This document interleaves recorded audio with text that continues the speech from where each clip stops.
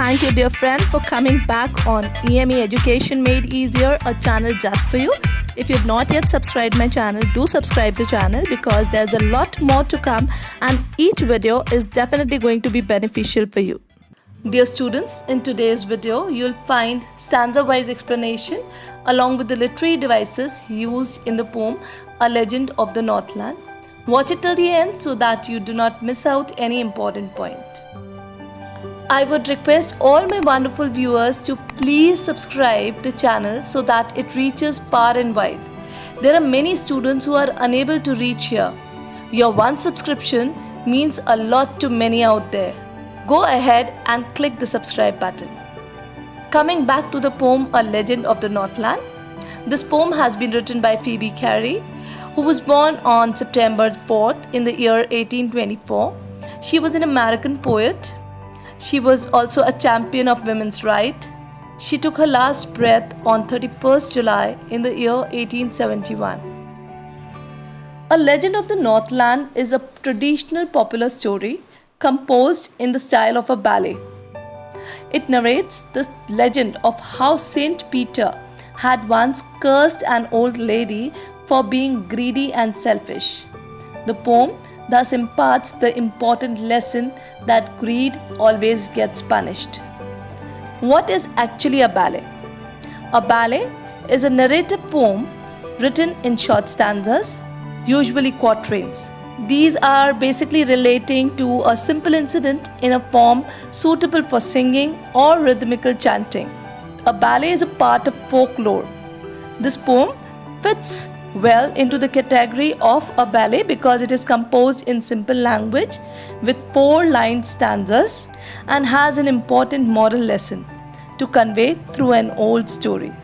The poem basically has 16 stanzas comprising of 4 lines each. To keep it simple, I'll be taking 8 lines at a time. So line 1 to 8.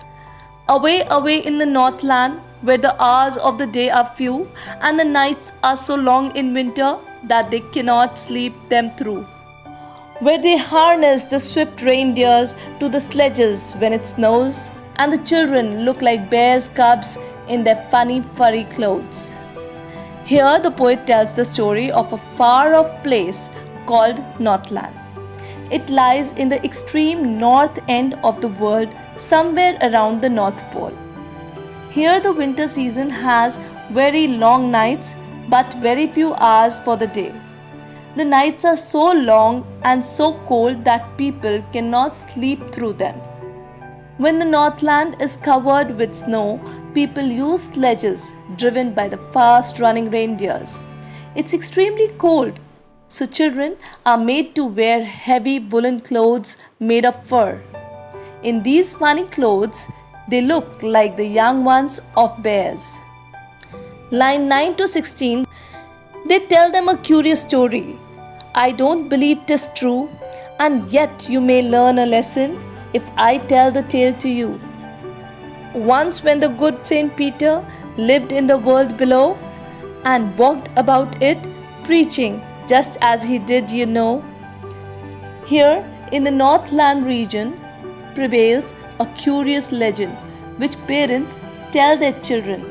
The poet is not sure whether the story of this legend is true or not, but she still wants to tell this tale as it contains a significant moral lesson. The story narrated in the Northland is about the good Saint Peter, one of the 12 apostles of Jesus Christ. Once he came down from heaven to the world below to preach the world about God. He traveled and wandered to fulfill his missionary purpose. Lines 17 to 24. He came to the door of a cottage in traveling round the earth where a little woman was making cakes and baking them on the hearth. And being faint with fasting, for the day was almost done, he asked her from a store of cakes to give him a single one. Now Saint Peter happened to reach a cottage while traveling round the earth. In this cottage, a little woman was making cakes and baking them on the fireplace. Saint Peter had been wandering about the whole day on an empty stomach. By evening, he was so weak and tired because of hunger and travel that he was on the verge of fainting. So he requested the little woman to give him just one cake out of the many she had in her store. Lines 25 to 32. So she made a very little cake, but as it baking lay, she looked at it and thought it seemed too large to give away. Therefore, she needed another and still a smaller one, but it looked when she turned it over as large as the first had done. So the little woman, when requested by the saint for a cake, made a small one for him.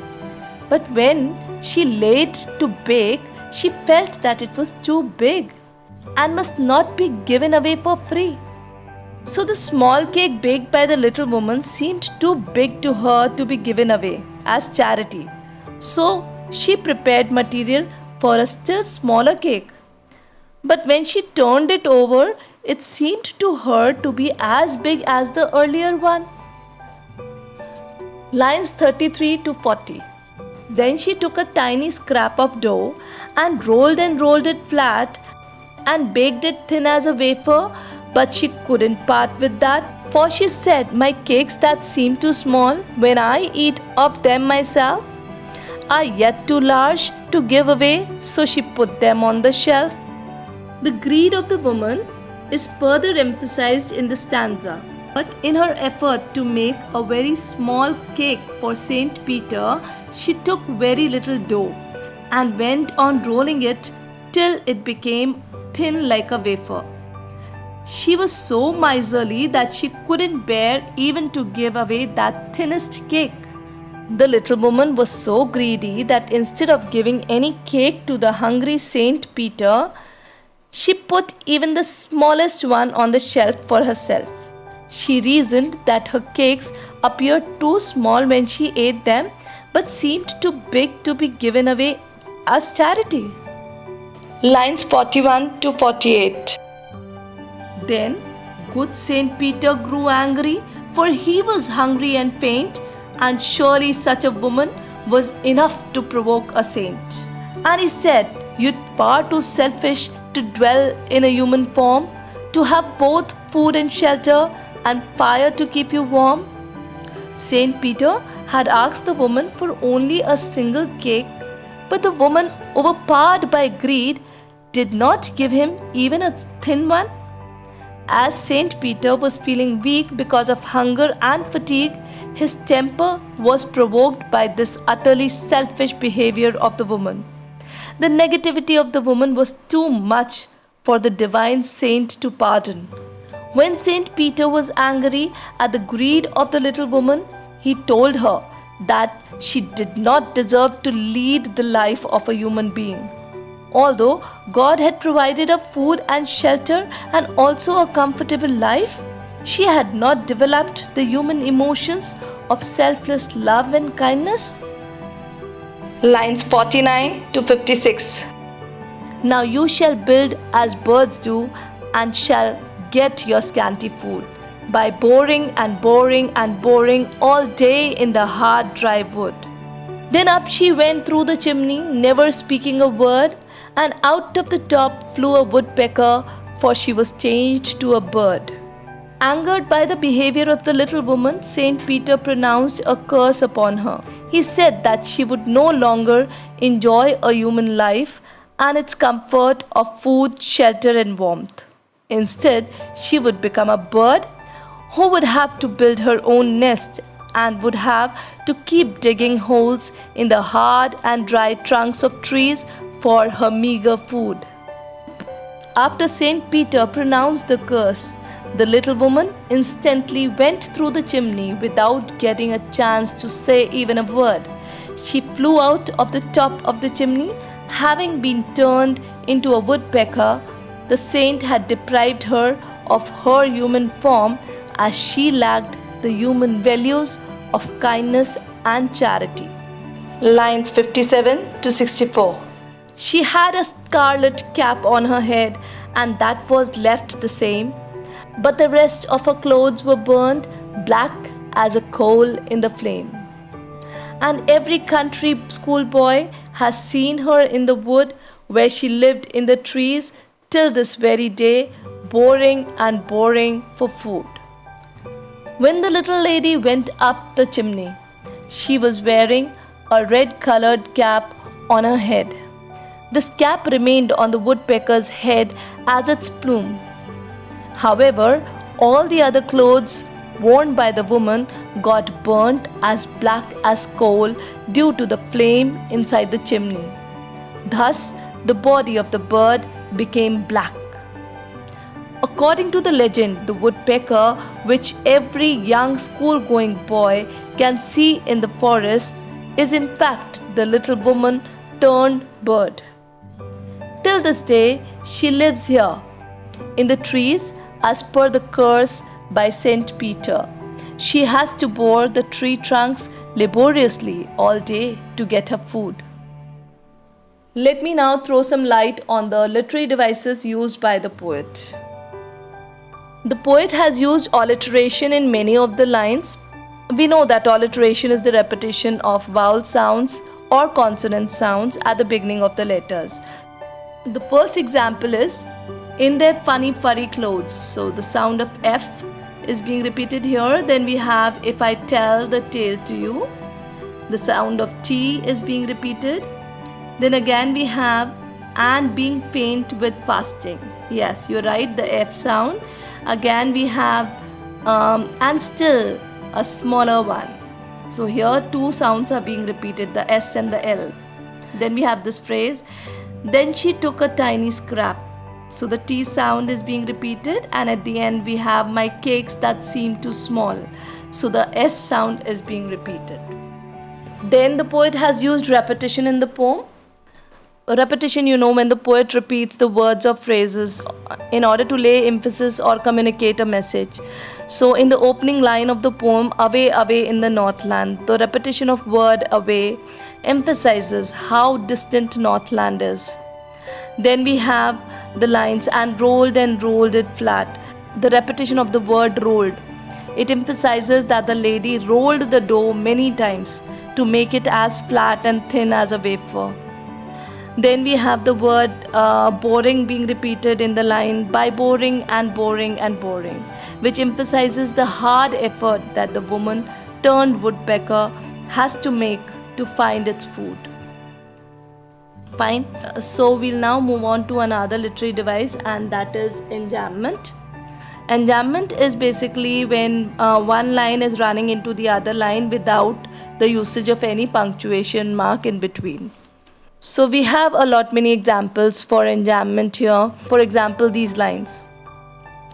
And the nights are so long in winter that they cannot sleep them through.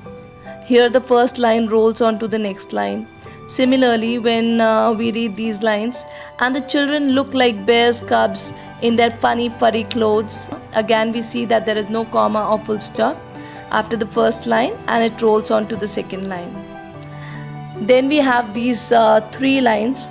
For she said, my cake that seemed too small, when I eat of them myself, are yet too large to give away. So the first line carries on to the next line without any punctuation mark. The poet has also used simile in the poem. Simile, when we compare two different things using the word like or as. So we have two similes being used by the poet here. When the poet says, thin as a wafer. So the thinness of the cake has been compared with the thinness of a wafer. Thus the cake was too thin to qualify as a proper cake. The comparison also highlights the little woman's greed and stinginess. The second example of the simile is as black as coal. So body of the woodpecker became as dark and black as coal. Last literary device that I'm going to talk to you about is rhyme scheme. So as I told you, this is a ballet with 4-line stanza, and each stanza follows the pattern of A, B, C, B. So that's the rhyme scheme that the poem follows all through the 16 stanzas. That's all for today. Hope you were able to understand the poem. Do drop your queries in the comment section. I'll revert them as soon as possible. See you in the next video. Till then, bye bye.